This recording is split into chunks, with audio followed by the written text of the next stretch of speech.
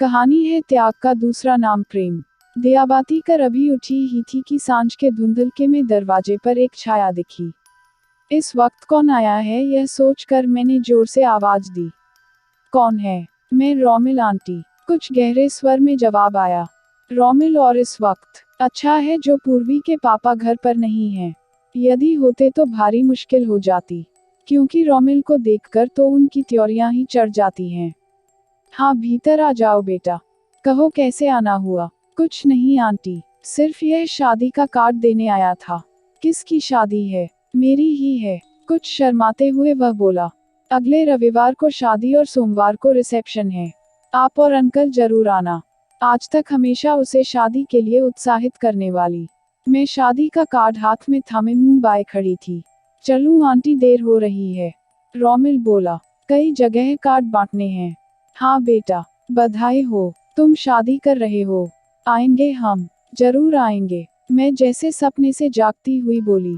बहुत खुश होकर कहा था यह सब, पर ऐसा लगा कि रोमिल मेरा अपना दामाद, मेरा अपना बेटा किसी और का हो रहा है। उस पर अब मेरा कोई हक नहीं रह जाएगा। रोमिल हमारी ही गली का लड़का है, और मेरी बेटी पूर्वी के साथ बचपन से स्कूल में पढ़ता था। पूर्वी की छोटी छोटी जरूरतों का ख्याल करता था, पेंसिल की नोक टूटने से लेकर उसे रास्ता पार कराने और उसका होमवर्क पूरा कराने तक। बचपन से ही रोमिल का हमारे घर आना जाना था। बच्चों के बचपन की दोस्ती पर पूर्वी के पापा ने कभी कोई ध्यान नहीं दिया। लेकिन जैसे ही दोनों बच्चे जवानी की ओर कदम बढ़ाने लगे, वह रोमिल को देखते ही नाकभान चढ़ा लेते थे।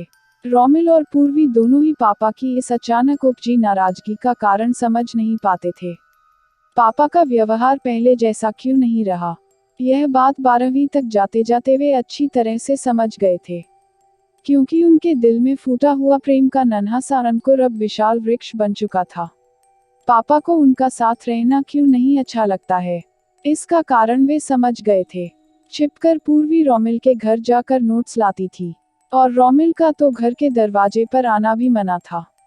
रोमिल और पूर्वी ने एक दूसरे को इतना चाहा था कि सपने में भी किसी और की कल्पना करना उनके लिए मुमकिन न था। मेरे सामने ही दोनों का प्रेम फला फूला था। अब इस पर यूं बिजली गिरते देखकर वह मन महसूस कर रह जाती थी। एक और कारण से पूर्वी के पापा को रोमिल पसंद नहीं था। वह कारण उसकी गरीबी थी।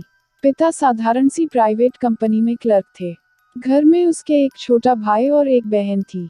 3 बच्चों का भरण पोषण, शिक्षा आदि कम आय में बड़ी मुश्किल से हो पाता था।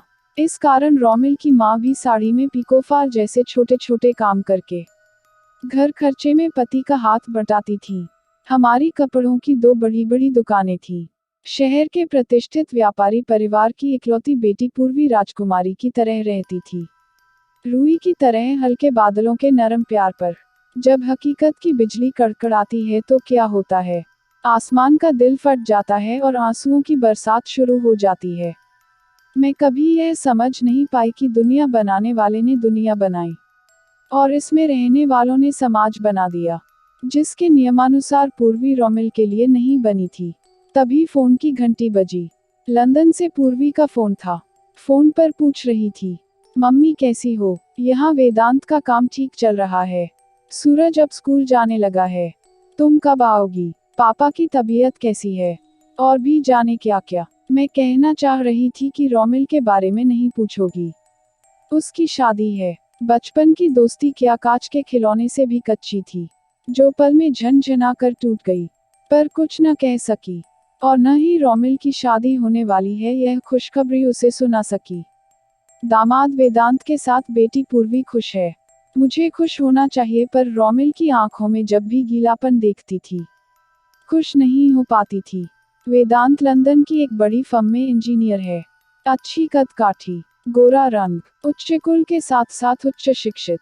क्या नहीं है उसके पास? पहले पूर्वी जिद पर अड़ी थी कि शादी करेगी तो रोमिल से, वरना कुंवारी ही रह जाएगी। पर दुनिया की ऊंच नीच के जानकार पूर्वी के पापा ने खुद की बहन के घर बेटी को ले जाकर उसको कुछ ऐसी पट्टी पढ़ाई कि वह सोचने को मजबूर हो गई कि रोमिल के छोटे से घर में रहने से बेहतर है वेदांत के साथ लंदन में ऐशो आराम से रहना।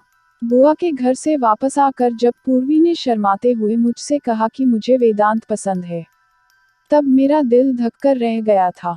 मैं अपना दिल पत्थर का करना चाहूं तो भी नहीं कर पाती, और यह लड़की, मेरी अपनी लड़की, सब कुछ भूल गई। लेकिन यह मेरी भूल थी। लंदन में सब कुछ होते हुए भी वह रोमिल के बेतहाशा प्यार को अभी भी भूल नहीं पाई थी। पूर्वी के पापा आ गए थे। बोले, क्या हुआ, आज बड़ी अनमनी सी लग रही हो। कुछ नहीं, उनके हाथ से बैग लेते हुए मैं बोली।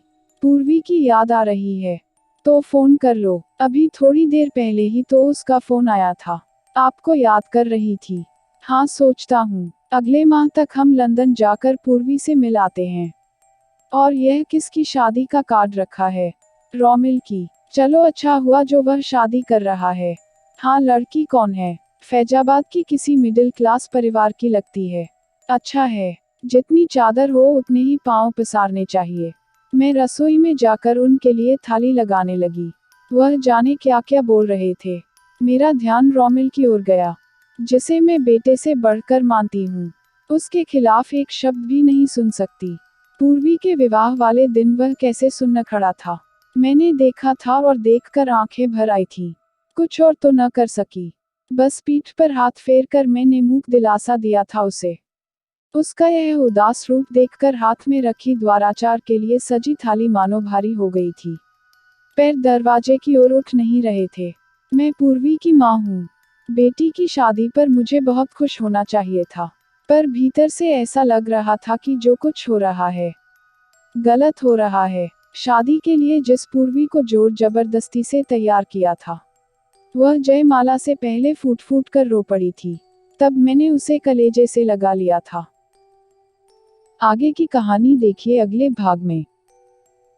अगर आपको कहानी पसंद आए तो लाइक और शेयर कीजिए और चैनल को सब्सक्राइब करना मत भूलिए।